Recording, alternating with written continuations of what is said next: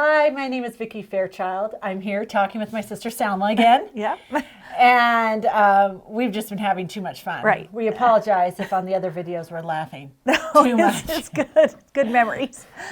So today we wanted to talk a little bit about the dreams that every parent has for their child and how those dreams change and are fulfilled in a different way. Right.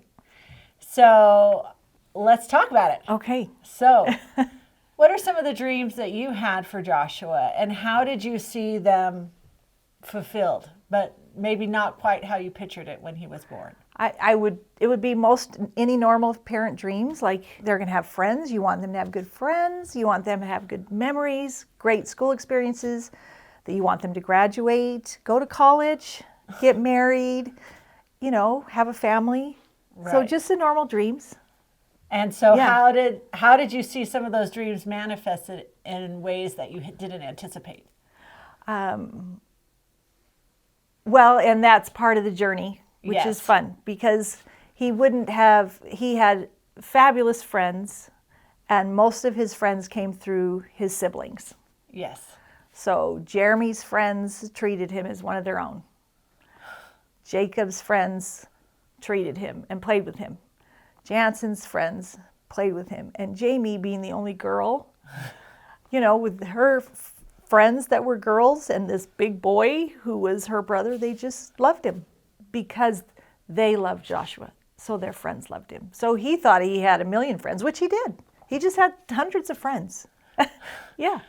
And you were talking earlier about how different ways the school included him in Yeah. events, which obviously meant a lot to you. It meant more than I can say. What other ways, like in the community, like say your church community or like Parks and Rec, what other things were done to kind of help fulfill those dreams you had for him?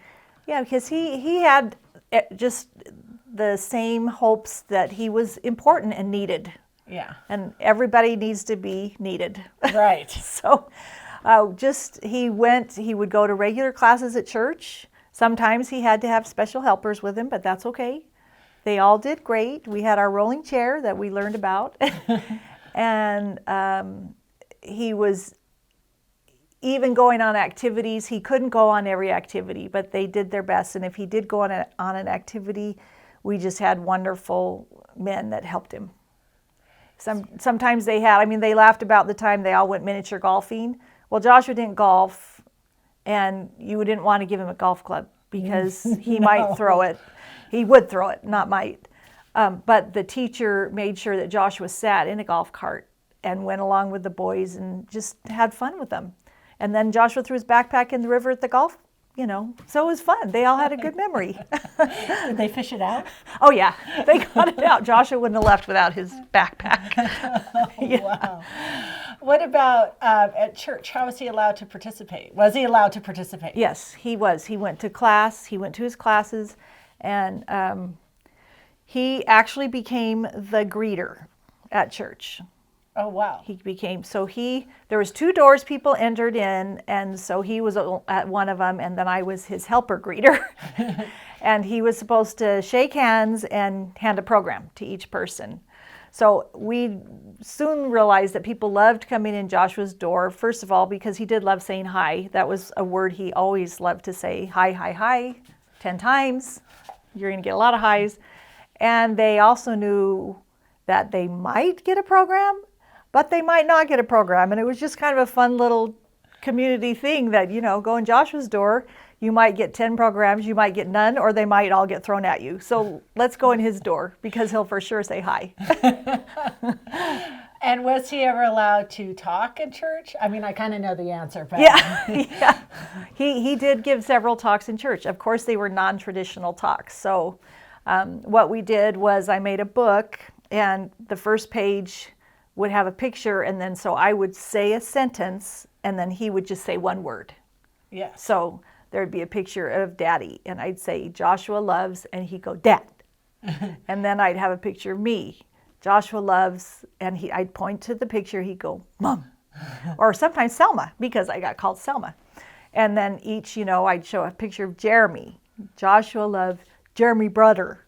Yeah. You know, Jeremy was always Jeremy Butter. He Yeah. loved saying brother. And then a picture of Jamie, you know. And sometimes he would giggle if he saw one of his siblings in the talk, you know, Jamie. And then we would show Jacob, and Joshua loves Jacob. And then I'd show a picture of Jansen.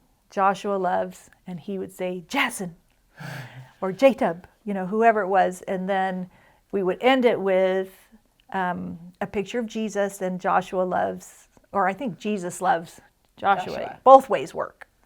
And then I'd say, we are and he'd say, happy family. And then we would close the talk. And sometimes, you know, I had to make sure I was holding the book because I might get thrown. But he usually did a little hip hop because he knew he was excited to walk back to his chair. Because he had given a talk.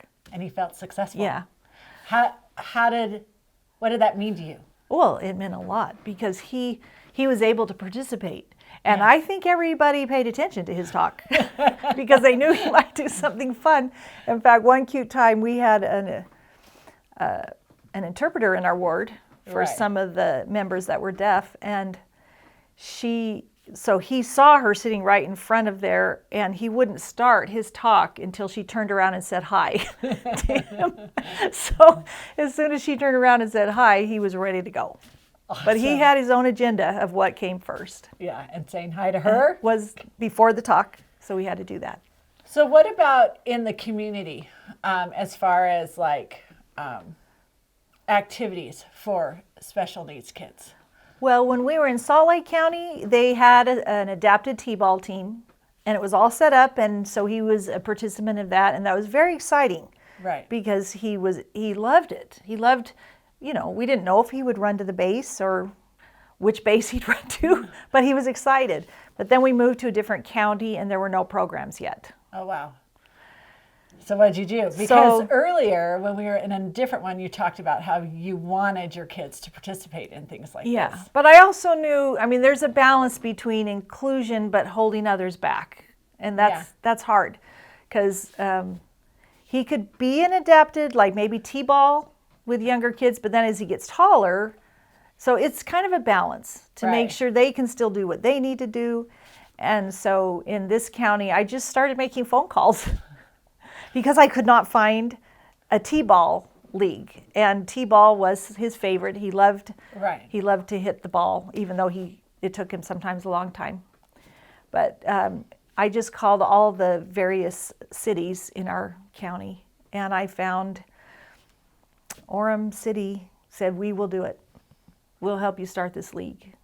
And so we did, and I was able to be the coach of the league for 8 or 9 years. Wow. And if you want to have a good time on a Saturday morning, go watch or coach an adapted T-ball league because you don't have to keep score. Everything is about everybody getting home and everybody scoring and everybody batting. There's no time. You're not going to say you've been at that bat trying to hit the ball for 3 minutes now. It's okay. You just finally hit it because the smiles on their faces when they hit the ball you can't describe it, as priceless. It just brings joy. Yeah. And it was just so important for them to be able to have that opportunity. Yeah. I think one of my favorite memories is the young man who he'd point. Oh, yes. He was going to hit a home run. Yeah, he was going to hit a home run every time. And it was just awesome. Yeah. What about any other activities, any dances or other things that were done so that the children can feel more included and again, have some of those same experiences as their peers? We did help start a church weekly group for adults, so age 12 and no age limit. Okay. That they would go to weekly and they would have activities, and each of them would have a volunteer peer tutor that got to know them and would help them with dances, activities, I mean, just everything. They would invite so many different people in, like the BYU hockey team came in and did an activity with the kids, which was incredible, and which my boys were part of that. That's just awesome. And they had dances. Yeah. Well, I was a few weeks ago was the time for Tim Tebow. You know, Okay. he does Yes. this Night to Shine. Yeah. And I am involved in a few parent groups because I just love parents of special needs kids. Yeah. And I just loved it was picture after picture of these beautiful children all dressed up, walking down a red carpet. Right.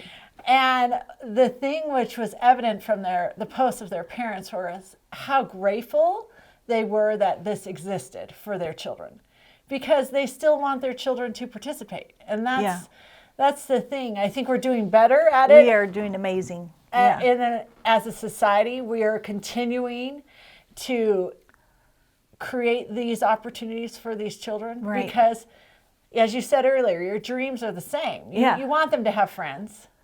Right. You want them to have these experiences. You want them to graduate. You want them to be able to Right. do the things that their peers are doing. Right. And what we need to do is make sure that happens. So thank you so much, because we still need to We work. try. We try, and we try to give them those experiences Yeah. and the full life that every parent Right. imagined for them to have. Yeah. And you find out there is just incredible joy along the way. Thank you.